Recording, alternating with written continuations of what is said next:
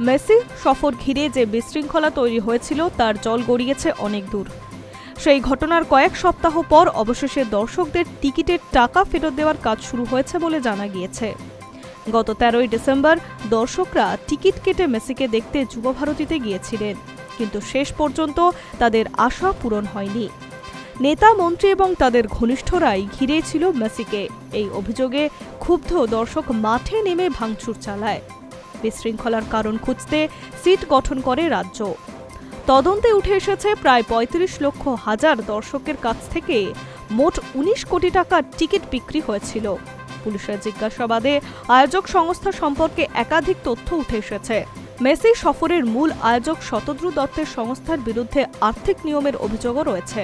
তদন্তকারীরা সংস্থার অ্যাকাউন্টেন্ট ও সম্পত্তি মিলিয়ে এখনো পর্যন্ত ২২ কোটি টাকা বাজেয়াপ্ত করেছেন। নিম্ন আদালত থেকে উচ্চ আদালত দুই জায়গাতেই এই তথ্য পেশ করা হয়েছে। সূত্রের খবর, পুরো ঘটনার প্রাথমিক তদন্তেই দেখা গিয়েছে মেসিকে আনার নামে প্রায় ২৩ কোটি টাকার দুর্নীতি হয়েছে। এই তদন্ত এখন প্রথম পর্যায়ে। ৩৫,০০০ মানুষ টিকিট কেটে ফেলেছিলেন। ১৯ কোটি টাকার টিকিটও বিক্রি হয়েছিল।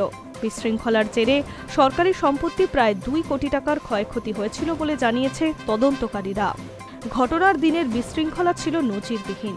১,০০০ টাকার টিকিট দিয়ে টিকিট কেটে দর্শক স্টেডিয়ামে এসেছিলেন, কিন্তু সেইভাবে মেসিকে দেখতে না পাওয়ার পরিস্থিতি নিয়ন্ত্রণের বাইরে চলে যায়।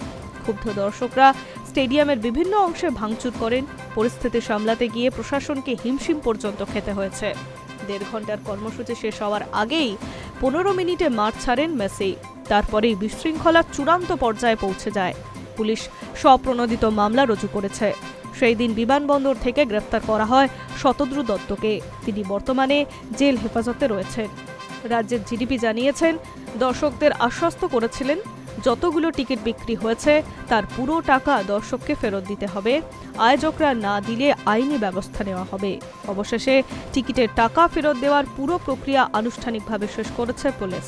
প্রশাসন বলছে, দর্শকরা তাদের প্রাপ্য টাকা অবশ্যই পাবেন।